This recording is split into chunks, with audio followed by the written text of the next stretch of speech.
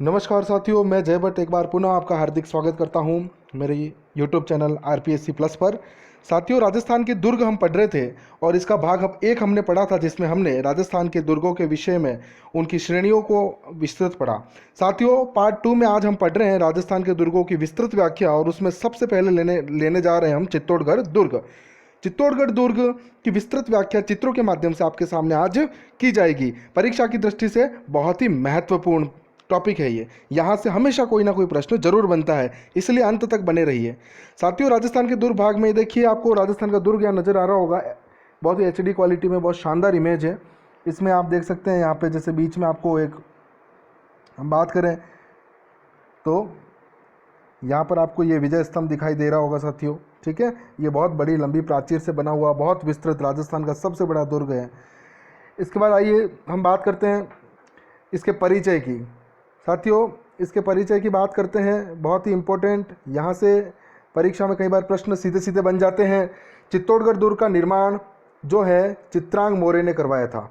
और ऐसा कौन कहता है? तो ऐसा वीर विनोद नामक पुस्तक जो श्यामल दास ने लिखी है, मेवाड़ के इतिहास की जानकारी देती है, बहुत महत्वपूर्ण, उसमें इस बात की हमें जानकारी मिलती है। साथियों, दूसरा प्रश्न यहाँ से बन सकता है कि यह किस नदी के किनारे स्थित है? तो यह गंभीरी और बेडच नदियों के किनारे स्थित है। तो ये एक बात इंपॉर्टेंट कि भाई ये गंभीरी और बेडच नदियों के किनारे स्थित है। यहाँ से परीक्षा में प्रश्न बन सकता है। इसके बाद बात करें तो यह दुर्ग 2 किलोमीटर जो है चौड़ा और 8 किलोमीटर लंबा है। और यह दुर्ग प्राचीर समेत 279 हेक्टेयर में फैला हुआ है, जैसा कि आपको दिख रहा है। इसमें देखिए, क्षेत्रफल की दृष्टि से यह राजस्थान का सबसे विशाल दुर्ग है। और विशालता के ही कारण, इसकी विशालता के कारण इसे हम क्या कहते हैं? महादुर्ग। और इसे किलों का या सभी किलों का सिरमौर कहा जाता है। और इसके लिए एक युक्ति प्रचलित है साथियों कि गढ़ तो चित्तौड़गढ़, बाकी सब गढ़ैया। आपको ये दिख रही होगी लाइन, बहुत महत्वपूर्ण।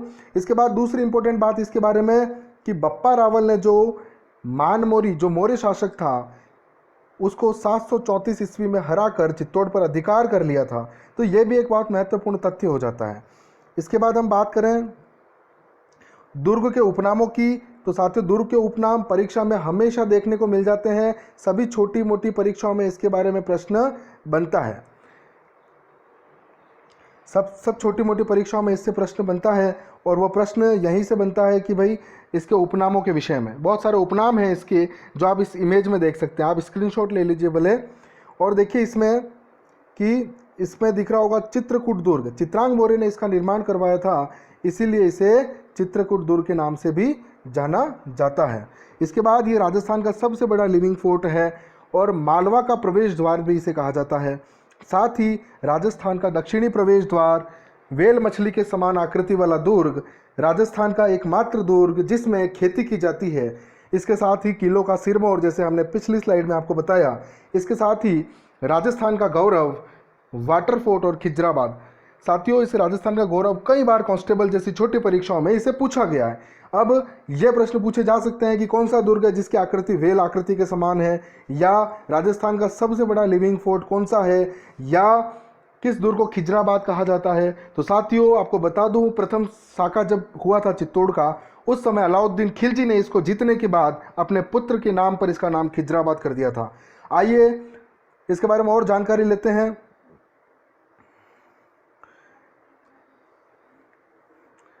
स्थापत्य कला, देखिए ये जो दुर्ग है इसकी स्थापत्य कला के लिए बहुत प्रसिद्ध है। कि यहाँ जो स्थापत्य कला जो होती है, जनरली बच्चे बहुत कंफ्यूज रहते हैं, इसलिए मैंने आपको इसमें पार्ट्स में डिवाइड कर दिया। सबसे पहले चित्तौड़ में स्थित मंदिरों की बात करेंगे। बहुत महत्वपूर्ण मंदिर कौन कौन से हैं? तो साथियों, संबिदेश्वर मंदिर।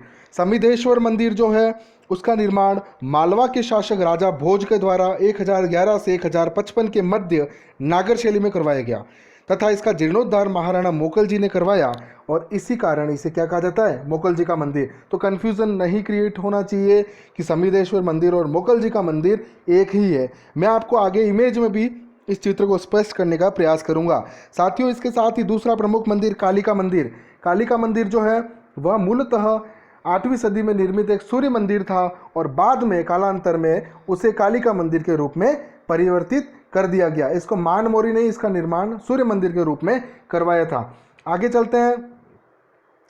देखिए आपको ये मंदिर नज़र आ रहा होगा जिसमें आप समिदेश्वर मंदिर और कालिका मंदिर, इसमें ये जो है वो समिदेश्वर मंदिर है और इसके पास स्थित ये कालिका मंदिर है जो अभी हमने पढ़ा कि मानमोरी ने सूर्य मंदिर के रूप में इसका निर्माण कराया था। इसके बाद बात करते हैं साथियों कुछ और मंदिरों की, जैसे तुलजा भवानी मंदिर। जैसे तुलजा भवानी मंदिर ये बड़ा प्रसिद्ध मंदिर है और इसका चूँकि आपको जानकारी होनी चाहिए कि तुलजा भवानी जो है वो छत्रपति शिवाजी की जो है आराध्य देवी थी और इसका निर्माण चित्तौड़गढ़ दुर्ग में बनवीर द्वारा करवाया गया।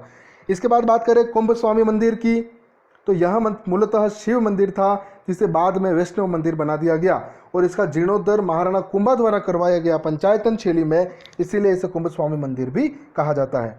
साथियों इसके बाद है श्रृंगार चोरी या श्रृंगार चवरी मंदिर। कई पुस्तकों में श्रृंगार चवरी दिया हुआ है, कई पुस्तकों में श्रृंगार चोरी दिया हुआ है। राजस्थान की ऑथेंटिक किताबों में इसका नाम श्रृंगार चोरी मिलता है।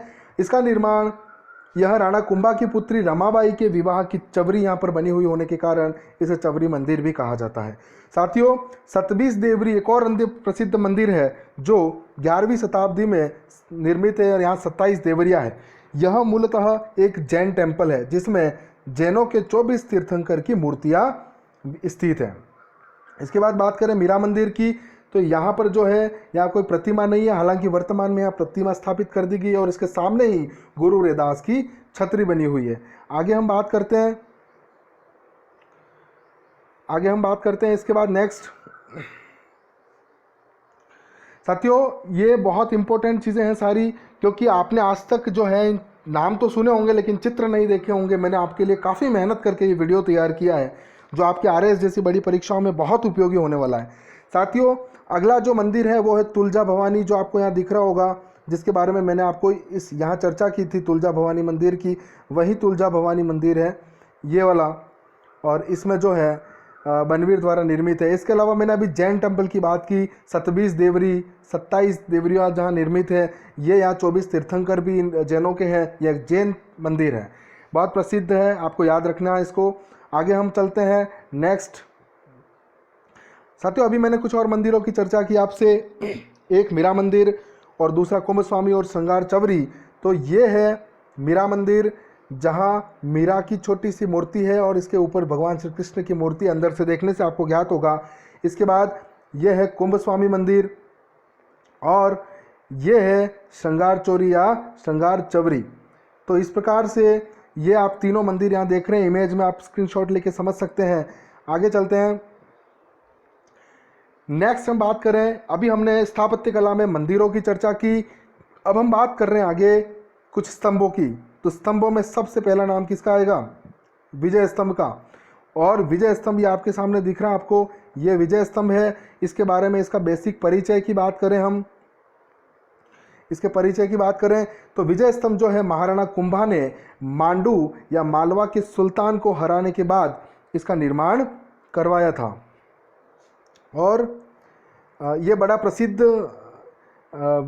प्रसिद्ध स्तंभ है और स्थापत्य कला की दृष्टि से राजस्थान में एक अपना अनूठा महत्व रखता है।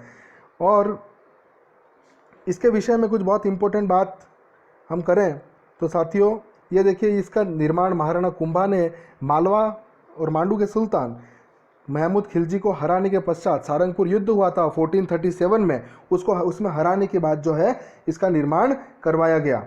और चूंकि यह स्तंभ कुंभा की कीर्ति का बखान करता है अतः इसे कीर्ति स्तंभ भी कहा जाता है।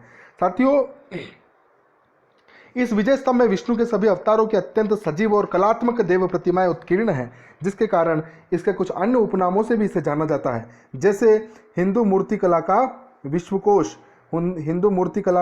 विश्वकोश, इसके बाद भारतीय मूर्तिकला का विश्वकोश, जिसे डॉक्टर गर्ड्स ने कहा है। याद रखिएगा, ये भी प्रश्न बन सकता है कि विजय स्तंभ को भारतीय मूर्तिकला का विश्वकोश किसने कहा। इसके बाद हिंदू मूर्तिकला का अजायबघर, एक और नाम दिया है हमारे उपेंद्र नाथ जी हुए हमारे यहाँ के, विष्णु ध्वजगढ़ नाम दिया है। तो यह भी परीक्षा की दृष्टि से महत्वपूर्ण हो जाता है। आगे हम बात करें और तो साथियों नेक्स्ट चलते हैं, विजय स्तंभ संबंधी कुछ अन्य फैक्ट्स के बारे में जानकारी लेते हैं। विजय स्तंभ में और कोई तथ्य हैं, जैसे इस विजय स्तंभ का आधार 30 फीट मतलब नीचे की चौड़ाई या बेस जो है वो 30 फीट का है और इसकी ऊंचाई लगभग 120 फीट है। यह 9 मंजिला इमारत है जो नवनिधियों का प्रतीक है। विजय स्तंभ की तीसरी मंजिल पर 9 बार अरबी भाषा में अल्लाह नामांकित किया गया है। विजय स्तंभ में कुल 157 सीढ़ियां हैं। इसकी 8वीं मंजिल पर कोई प्रतिमा नहीं है। 9वीं मंजिल बिजली गिरने से नष्ट हो गई थी, जिसे वर्ष 1911 में महाराणा स्वरूप सिंह जी ने पुनः बनवाया। विजय स्तंभ का प्रमुख शिल्पी जेता था। ये भी प्रश्न आ सकता है कि इसका प्रमुख शिल्पकार कौन था, तो इसका प्रमुख शिल्पकार जेता था तथा इसके पुत्रों नापा, पुंजा, पुमा आदि ने इसके कार्य में सहयोग किया तथा इसे उस जमाने में बनाने का कुल 90 लाख रुपए खर्च हुए थे। ठीक है, कुछ किताबों में इसका उल्लेख मिलता है जो मैंने यहाँ मेंशन कर दिया है। साथियों, कर्नल जेम्स टोड ने इसके देखकर कहा था कि दिल्ली की कुतुब मीनार भले ही ऊंची हो, लेकिन विजय स्तंभ की कारीगरी सबसे बढ़कर है। इसके अलावा फर्ग्यूसन जो हुए, उन्होंने कहा इसके विषय में कि इसकी तुलना उन्होंने रोम के टार्जन से की। इसके बाद हम बात करें, यह राजस्थान की प्रथम इमारत है जिस पर 15 अगस्त 1949 को 1 रुपये का डाक टिकट जारी किया गया। देखिए, यहाँ से सीधा प्रश्न बन के आ जाएगा आपके सामने, ठीक है, कि किस दुर्ग पर 15 अगस्त 1949 को 1 रुपये का डाक टिकट जारी किया गया। इसके बाद देखिए बहुत इंपॉर्टेंट और फैक्ट कि विजय स्तंभ राजस्थान पुलिस और माध्यमिक शिक्षा बोर्ड का प्रतीक चिन्ह है। आइए हम आगे चलते हैं। जैन कीर्ति स्तंभ। जैन कीर्ति स्तंभ जो है वो बड़ा प्रसिद्ध है, और जैन कीर्ति स्तंभ और विजय स्तंभ ये दोनों बहुत बड़े कन्फ्यूज़न क्रिएट करते हैं बच्चों के लिए।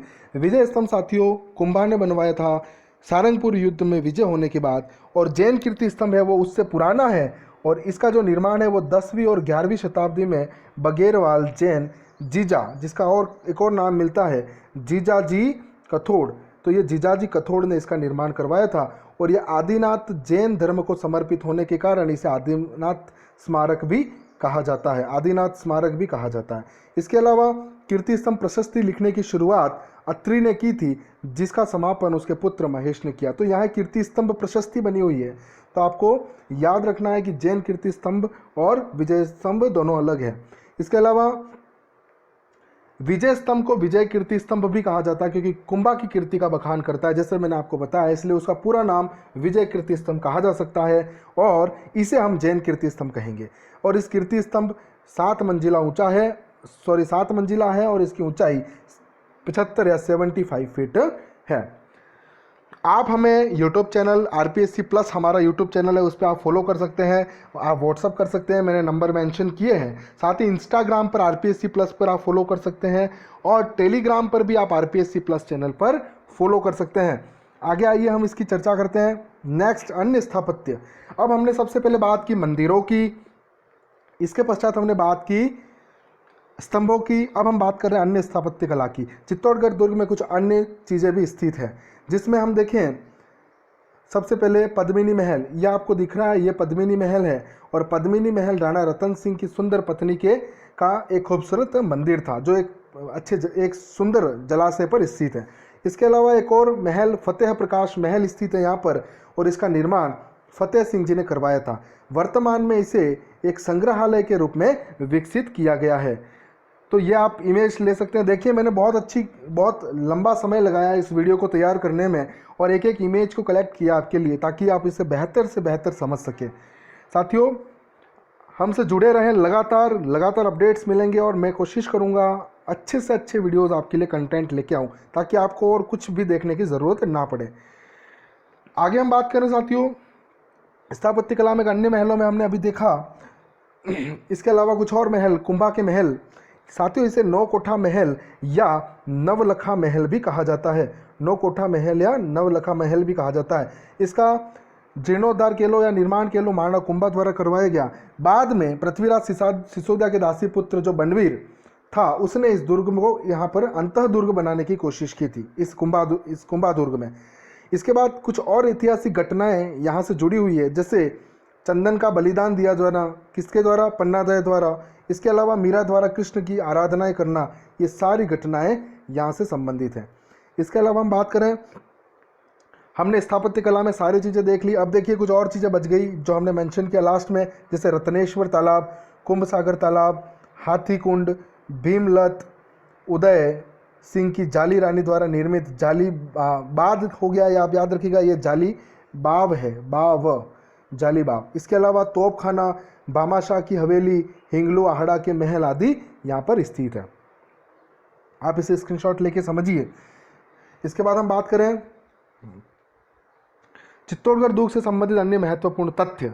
साथियों, हमने इसको बहुत पार्ट वाइज पढ़ा, बहुत सेक्शन वाइज पढ़ा। सबसे पहले हमने इसका परिचय लिया, इसके अलावा हमने इसकी स्थापत्य कला की बात की, ठीक है। अब इससे संबंधित कुछ और तथ्य जो छूटे हैं वो हम यहाँ देख लेते हैं। देखिए साथियों, इस दुर्ग पर पहला विदेशी आक्रमण कह लो अफगानिस्तान के मामू ने किया। आपको तो सिर्फ मामू याद रखना है कि मामू ने आक्रमण किया। इसके अलावा इस दुर्ग में 7 प्रवेश द्वार हैं। 7 प्रवेश द्वार हैं। पहला पाडन पोल, यहाँ बाघ सिंह जो कि दूसरे साका जब हुआ था 8 मार्च 1535 को, उस समय बहादुर शाह की सेना से जूझते हुए वीर गति को प्राप्त हुए थे। इन्होंने केसरिया किया था, इसीलिए यहाँ पहला जो है पाडन पोल स्थित है। वहाँ पर इनका क्या है, स्मारक है बाघ सिंह का। दूसरा भैरव पोल है, यहाँ भैरव की मूर्ति स्थित है। तीसरा हनुमान पोल है, यहाँ हनुमान की मूर्ति स्थित है। इसके अलावा एक बात आपको ध्यान रखनी है कि दूसरे और तीसरे पोल के बीच में जयमल राठौड़ और कल्ला राठौड़ की छतरियां बनी हुई है। इसके अलावा चौथा दरवाजा गणेश पोल, 5वां जोडला पोल, 6ठा लक्ष्मण पोल और 7वां जो पोल है वो राम पोल के नाम से जाना जाता है। और इसी राम पोल के सामने पत्ता सिसोदिया का स्मारक बना हुआ है, जिसमें उन्होंने तीसरे साके में अपने प्राणोत्सर्ग किया था। इसके बाद हम बात करें चित्तौड़गढ़ दुर्ग के 3 प्रमुख साकों की। देखिए बहुत महत्वपूर्ण है ये साके, आप याद रखिएगा, आपके जनरल नॉलेज के लिए भी बहुत महत्वपूर्ण है और परीक्षा की दृष्टि से भी महत्वपूर्ण है। साथियों, सबसे पहला साका वर्ष 1303 में हुआ और ये जो साका था तब राणा रतन सिंह यहाँ के शासक थे, नए नए शासक ही बने थे। 1302 में उन्होंने कार्यभार संभाला था। और उधर से अलाउद्दीन खिलजी जो 1296 से जिसने शासनभार संभाला था, वह उसकी लालसा थी पद्मिनी को प्राप्त करने की, और साथ ही चित्तौड़गढ़ दुर्ग का एक सामरिक महत्व भी था, इसीलिए वो दुर्ग को प्राप्त करना चाहता था। तो इसीलिए उसने इस दुर्ग पर 1303 में जो है आक्रमण किया। फाइनली 26 अगस्त 1303 को इस किले को उसने जीत लिया। इसको जीतने के बाद वहाँ उसने दुर्ग को तो प्राप्त कर लिया, लेकिन रानी पद्मिनी ने 1600 दासियों के साथ जौहर कर लिया। इसके चाचा और भतीजा गोरा और बादल वीरगति को प्राप्त हुए और राजपूतों ने केसरिया किया। साथियों, युद्ध का आंखों देखा हाल अमीर खुसरो ने अपनी कृति तारीख अलाई में इसका वर्णन करते हुए अलाउद्दीन खिलजी द्वारा चित्तौड़गढ़ दुर्ग को जीतने और इसके बाद उसके पुत्र खिज्र खां को सौंप देने की जानकारी अमीर खुसरो के तारीख अलाई में मिलती है।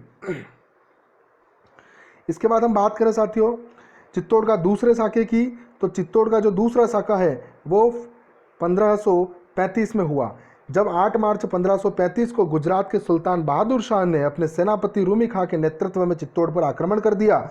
और ऐसी स्थिति में रानी कर्णावती यहाँ की शासिका थी और उन्होंने देवरिया प्रतापगढ़ जो जहाँ स्थित है वहाँ के बाघ सिंह को जो है नेतृत्व दिया कि वे बाघ सिंह आप संभालो। तो बाघ सिंह ने यहाँ केसरिया किया और राजमाता हाड़ी रानी कर्मावती या कर्णावती दोनों ही नाम इनके मिलते हैं, इन्होंने जौहर किया। अपने दोनों बच्चों जब विक्रमादित्य छोटे थे और विक्रमादित्य और उसके छोटे भाई विक्रमादित्य और उदय सिंह को जो है बूंदी ननिहाल भेज दिया गया। इस साके का उल्लेख कहाँ मिलता है, तो इस साके का उल्लेख श्यामल दास द्वारा लिखित अपनी पुस्तक वीर विनोद में मिलता है। इसके अलावा बात करें तीसरे साके की, 1567 से 68 के मध्य हुआ। तब तत्कालीन शासक थे उदय सिंह और उधर से अकबर ने आक्रमण कर दिया अक्टूबर 1567 में। और उदय सिंह ने जो है जयमल और फत्ता के नाम पर किले की सुरक्षा छोड़कर गोगुंदा की पहाड़ियों में शरण ली। ऐसी स्थिति में अंततोगत्वा 25 फरवरी 1568 को अकबर ने चित्तौड़ पर अधिकार कर लिया। जयमल राठौड़ और फत्ता सिसोदिया ने केसरिया किया और जो फत्ता की रानी थी फुल कवर उसने जौहर किया। इसके बाद एक इम्पोर्टेंट और बात कि अकबर ने निर्दोष प्रजा के कत्लेआम की आज्ञा दी और 30,000 आम लोगों को मरवा दिया गया। तो ये तीसरे साके पर अकबर पर एक लगा बड़ा कलंक माना जाता है। साथियों, इसके बाद बात करें हम, आज हमने चित्तौड़गढ़ दुर्ग को समझने का प्रयास किया। हमने इसकी स्थापत्य कला को समझा, इसके परिचय में हमने ये समझा कि इसका निर्माण किसने करवाया, किस प्रकार 734 ईस्वी में बप्पा रावल ने इसको अपने अधिकार क्षेत्र में लिया। इसके बाद 1303 में अलाउद्दीन खिलजी के हाथ में चला जाता है। बाद में फिर पुनः 1326 के आसपास हमीर जो यहाँ के शासक हुए मेवाड़ के, उनके हाथ में आता है। इस प्रकार से ये गोहिल वंशियों के शासनकाल में अधिक रहा।